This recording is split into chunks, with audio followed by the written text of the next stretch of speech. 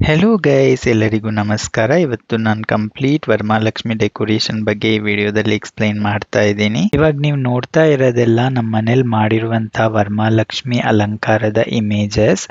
ಇದರಲ್ಲಿ ಒಂದೊಂದು ಇಮೇಜ್ ಅಲ್ಲಿ ನೀವು ಹಿಂದೆ ಅಟ್ಯಾಚ್ ಮಾಡಿರೋ ಕೈ ಆಗ್ಲಿ ಇಲ್ಲ ದೇವಿಗೆ ಮಾಡಿರುವಂತಹ ಹೇರ್ ಸ್ಟೈಲ್ ಕ್ರೌನ್ ಆಗ್ಲಿ ಎಲ್ಲ ನಾವೇ ಕೈಯಿಂದ ಮಾಡಿರೋದು. ಈ ವಿಡಿಯೋದಲ್ಲಿ ನಾನು ಆದಷ್ಟು ಎಲ್ಲ ಡೀಟೇಲ್ ಆಗಿ ಎಕ್ಸ್ಪ್ಲೈನ್ ಮಾಡಿದ್ದೀನಿ. ಇನ್ ಕೇಸ್ ನಿಮಗೆ ಏನಾದರೂ ಡೌಟ್ ಇತ್ತು ಅಂದ್ರೆ ಪ್ಲೀಸ್ ಕಮೆಂಟ್ ಸೆಕ್ಷನ್ ಅಲ್ಲಿ ಮೆನ್ಷನ್ ಮಾಡಿ, ನಾನು ಮತ್ತೆ ನಿಮ್ಗೆ ಎಕ್ಸ್ಪ್ಲೈನ್ ಮಾಡ್ತೀನಿ. First of all, I am really sorry guys, it is one of the most requested video. ನಾನು ತುಂಬಾ ಲೇಟ್ ಆಗಿ ಮಾಡ್ತಾ ಇದ್ದೀನಿ. ಓಕೆ ಗೈಸ್, ಇವಾಗ ವಿಡಿಯೋ ಸ್ಟಾರ್ಟ್ ಮಾಡೋಣ. ಫಸ್ಟ್ ಆಫ್ ಆಲ್, ನೀವು ಈ ರೀತಿ ಒಂದು ಬಾಕ್ಸು, ಬಿಂದಿಗೆ ಮತ್ತೆ ಟೇಬಲ್ ರೆಡಿ ಮಾಡಿ ಇಟ್ಕೊಬೇಕಾಗುತ್ತೆ. ನಂತರ ಆ ಬಿಂದಿಗೆ ಮತ್ತೆ ಬಾಕ್ಸಿಗೆ ಕವರ್ ಹಾಕಿ ಕಟ್ಟಬೇಕಾಗುತ್ತೆ. ಯಾಕಂದ್ರೆ ನಾವು ಇದರಲ್ಲಿ ಇವಾಗ ಪ್ಲಾಸ್ಟರ್ ಹಾಕಿ ಅಂಟಿಸ್ತೀವಿ, ಸೆಕ್ಯೂರ್ ಆಗಿ ಇರಲಿ ಅಂತ. ನೋಡಿ, ಈ ರೀತಿ ನಿಮಗೆ ದೇವಿ ಎಷ್ಟು ಹೈಟ್ ಬೇಕೋ ಆ ಪ್ರಕಾರ ನೀವು ಬಿಂದಿಗೆ, ಬಾಕ್ಸ್ ಮತ್ತೆ ಟೇಬಲ್ ಚೂಸ್ ಮಾಡಬೇಕಾಗತ್ತೆ. ಪ್ಲಾಸ್ಟರ್ ಯಾಕೆ ಹಾಕ್ತೀವಪ್ಪ ಅಂತ ಹೇಳಿದ್ರೆ, ನೀವು ಎಷ್ಟೇ ಭಾರವಾದ ಹೂ ಹಾಕಿದ್ರೇನು ಕಳಶ ಶೇಕ್ ಆಗದೆ ಸ್ಟೇಬಲ್ ಆಗಿರ್ಲಿ ಅಂತ.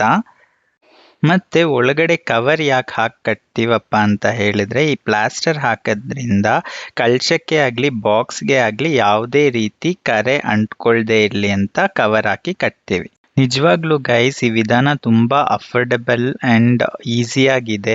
ನೀವು ಹಾರ್ಡ್ಲಿ ಒಂದು 700 ರುಪೀಸ್ ಸ್ಪೆಂಡ್ ಮಾಡಿದ್ರೇನೆ ಸಾಕು, ನೀವು ಈಸಿಯಾಗಿ ವರಮಹಾಲಕ್ಷ್ಮಿ ಡೆಕೋರೇಷನ್ ದೇವಸ್ಥಾನದ ರೀತಿಯಲ್ಲಿ ನೀವು ಮನೆಯಲ್ಲೇ ಮಾಡ್ಕೊಬೋದು ಅಂತ ಹೇಳಕ್ ಇಷ್ಟಪಡ್ತೀನಿ.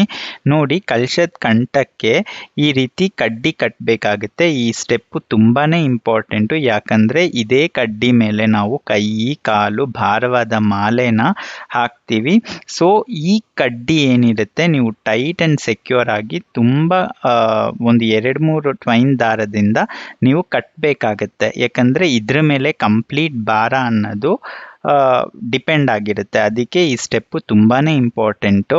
ಇದರ ಜೊತೆಗೆ ಇನ್ನ 2 ಕೋಲನ್ನ ಹಾಕಿ ನಾವು ವಿ ಆಕಾರದಲ್ಲಿ ಕಟ್ತೀವಿ. ಅದನ್ನ ನಾನು ನಿಮಗೆ ಮುಂದೆ ವಿಡಿಯೋದಲ್ಲಿ ಎಕ್ಸ್ಪ್ಲೈನ್ ಮಾಡ್ತಾ ಹೋಗ್ತೀನಿ.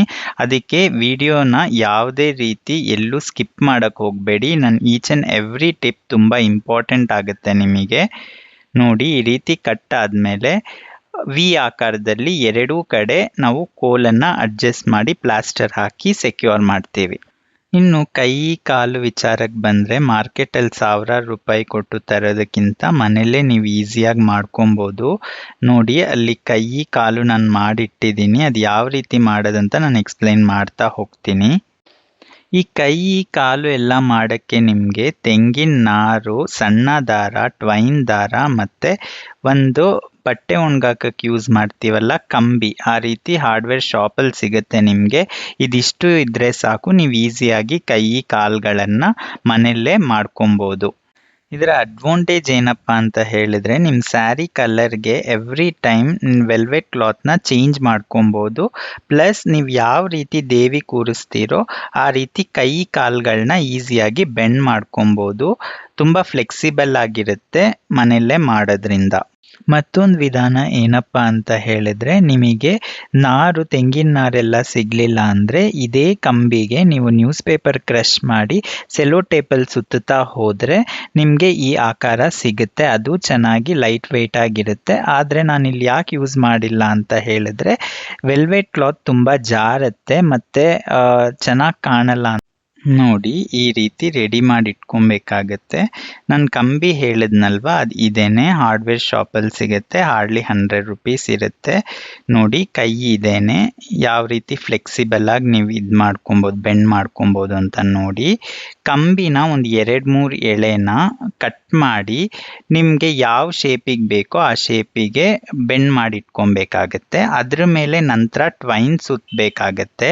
ತಿಕ್ಕಾಗಿ ಟ್ವೈನ್ ಸುತ್ತಾದ್ಮೇಲೆ ಈ ರೀತಿ ನಾರನ್ನ ಒಂದೊಂದಾಗೆ ಬ್ಯಾಚ್ ವೈಸ್ ಹಾಕ್ತಾ ಸಣ್ಣ ದಾರದಿಂದ ನೀವು ಸುತ್ತುತ್ತಾ ಹೋದ್ರೆ ಈ ರೀತಿ ಶೇಪ್ ಸಿಗತ್ತೆ. ನಂತರ ನಿಮ್ ಸ್ಯಾರಿ ಕಲರಿಗೆ ಮ್ಯಾಚ್ಗೆ ಅನುಗುಣವಾಗಿ ಈ ಕೈ, ಕಾಲ್ಗಳ ಮೇಲೆ ವೆಲ್ವೆಟ್ ಕ್ಲಾತ್ ಕಟ್ ಮಾಡಿ ವ್ರ್ಯಾಪ್ ಮಾಡಿದ್ರೆ ಈ ರೀತಿ ಕೈ, ಕಾಲ್ಗಳು ನಿಮ್ಗೆ ಸಿದ್ಧ ಆಗತ್ತೆ. ನೆಕ್ಸ್ಟ್ ಪ್ರಾಸೆಸ್ ಬಂದು ಯೂಸ್ ಮಾಡದೇ ಇರುವಂಥ ಬ್ಲೌಸ್ ಪೀಸಸ್ನೆಲ್ಲ ಒಂದು ವೆಲ್ವೆಟ್ ಕ್ಲಾತಿಗೆ ಹಾಕಿ ಕಳಶದ ಬಾಡಿಗೆ ಈ ರೀತಿ ಕಟ್ಟಬೇಕಾಗತ್ತೆ, ದೇವಿ ಬಾಡಿ ಶೇಪ್ ಕೊಡ್ಲಿಕ್ಕೋಸ್ಕರ.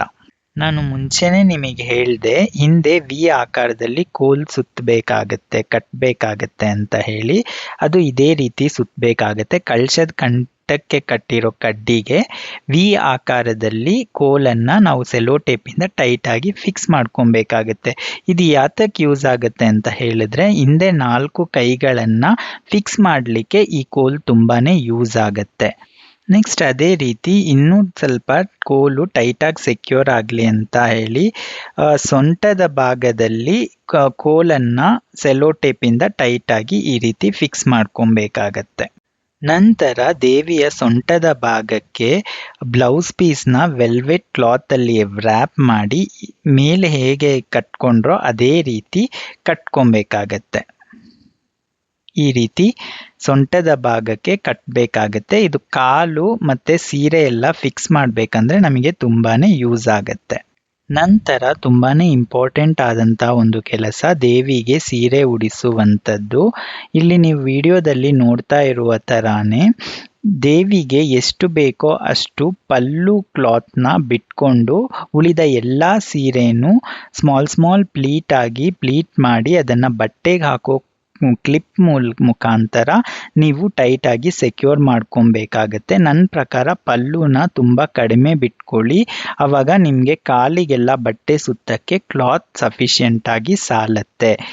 ಅದಾದಮೇಲೆ ಪ್ಲೀಟ್ ಮಾಡಿದಂತಹ ಸೀರೆನ ಅರ್ಧಕ್ಕೆ ಫೋಲ್ಡ್ ಮಾಡಿ ದೇವಿಯ ಸೊಂಟದ ಭಾಗಕ್ಕೆ ಟೈಟಾಗಿ ಕಟ್ಟಬೇಕಾಗತ್ತೆ. ನಂತರ ಲೆಫ್ಟ್ ಸೈಡು ಮತ್ತು ರೈಟ್ ಸೈಡು ಉಳಿದಂತಹ ಕ್ಲಾತಲ್ಲಿ ಬಾರ್ಡರ್ ಕಾಣುವ ರೀತಿ 2 ಕಾಲ್ಗಳಿಗೆ ಬಟ್ಟೆನ ಸುತ್ತಿ ಟೈಟಾಗಿ ಗುಂಪಿನಲ್ಲಿ ಸೆಕ್ಯೂರ್ ಮಾಡ್ಕೊಬೇಕಾಗತ್ತೆ. ನಂತರ ಆ ಕಾಲುಗಳನ್ನು ಪದ್ಮಾಸನದ ಆಕೃತಿಯಲ್ಲಿ ಫೋಲ್ಡ್ ಮಾಡಿ ಮಡಚಬೇಕಾಗತ್ತೆ. ಇದು ನಾನು ಲಾಸ್ಟ್ ಇಯರ್ ತೆಗೆದಂತಹ ವಿಡಿಯೋ ಗೈಸ್, ಅದಕ್ಕೆ ಕ್ಲಿಯರ್ ಆಗಿ ತೆಗಿಯೋಕ್ಕಾಗಲಿಲ್ಲ. ದಯವಿಟ್ಟು ನಿಮ್ಗೆ ಏನೇ ಡೌಟ್ ಇದ್ರೂ ಕಮೆಂಟ್ ಮಾಡಿ, ನಾನು ಕ್ಲಿಯರ್ ಆಗಿ ವಿಡಿಯೋ ಮಾಡಿ ಅಪ್ಲೋಡ್ ಮಾಡ್ತೀನಿ. ಇನ್ನು ತುಂಬ ರೀತಿ ಸೀರೆ ಉಡಿಸುವಂತಹ ವಿಧಾನ ಇದೆ ಗಾಯ್ಸ್.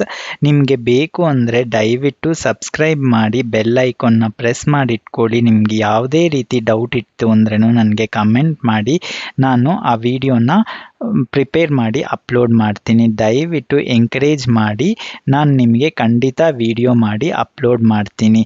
ನಿಮಗೆ ಸ್ಟಾರ್ಟಿಂಗಲ್ಲಿ ಅಪ್ಲೋಡ್ ಮಾಡಿದಂತಹ ಯಾವುದೇ ಫೋಟೋದ ಡಿಸೈನ್ ಬೇಕಾದರೂ ನೀವು ನನಗೆ ಕಮೆಂಟ್ ಮಾಡಿ, ನಾನು ಆ ವಿಡಿಯೋನ ಅಪ್ಲೋಡ್ ಮಾಡ್ತೀನಿ.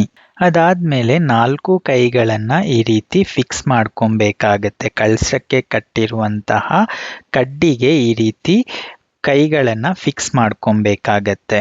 ಕೈಗಳನ್ನು ಫಿಕ್ಸ್ ಮಾಡೋದು ತುಂಬಾನೇ ಈಸಿ. ನಾವು ಕೈ ಮಾಡಬೇಕಾದ್ರೇನೆ ಹಿಂದೆ ಒಂದು ಸ್ವಲ್ಪ ಕಂಬಿನ ಎಕ್ಸ್ಟ್ರಾ ಇಟ್ಕೊಂಡಿರ್ಬೇಕಾಗತ್ತೆ. ಅದನ್ನು ಹುಕ್ ರೀತಿ ಮಡಚಿ ಕಳಸದ ಕಂಠಕ್ಕೆ ಸಿಗ್ಸಿದ್ರೆ ಅದು ಕ್ಲೀನಾಗಿ ಫಿಕ್ಸ್ ಆಗಿಬಿಡುತ್ತೆ. ಒಂದು ಇಂಪಾರ್ಟೆಂಟ್ ಟಿಪ್ ಗೈಸ್, ಯಾವಾಗಲೂ ಬಳೆನ ಹಾಕಿಬಿಟ್ಟು ಆಮೇಲೆ ಕೈ ಫಿಕ್ಸ್ ಮಾಡಿ, ಆವಾಗ ಬಳೆ ಈಸಿಯಾಗಿ ಹಾಕಲಿಕ್ಕೆ ಉಪಯೋಗ ಆಗತ್ತೆ. ನಾನು ನಿಮಗೆ ಹೇಳೋದು ಮರ್ತೆ, ಕೈ ಫಿಕ್ಸ್ ಮಾಡಿ ಆದಮೇಲೆ ಬ್ಲೌಸ್ ಪೀಸಲ್ಲಿ 2 ಕೈಗಳನ್ನು ಈ ರೀತಿ ಸೆಕ್ಯೂರ್ ಮಾಡ್ಕೊಳ್ಳಿ, ಆವಾಗ ಅದು ಬ್ಲೌಸ್ ಥರ ಕಾಣಿಸುತ್ತೆ. ನಂತರ ಒಡವೆ ಎಲ್ಲ ಹಾಕಿ ಅಲಂಕಾರ ಮಾಡಿದ್ರೆ ದೇವಿ ಈ ರೀತಿ ಕಾಣ್ತಾಳೆ.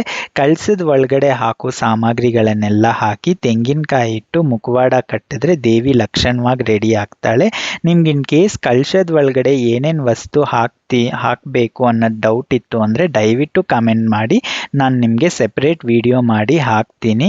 ಫೈನಲಿ ಎಲ್ಲ ಮುಖವಾಡ ಎಲ್ಲ ಹಾಕಿ ಕ್ರೌನ್ ಎಲ್ಲ ಹಾಕಿದ್ಮೇಲೆ ದೇವಿ ಇಷ್ಟು ಲಕ್ಷಣವಾಗಿ ಕಾಣ್ತಾಳೆ. Thank you guys.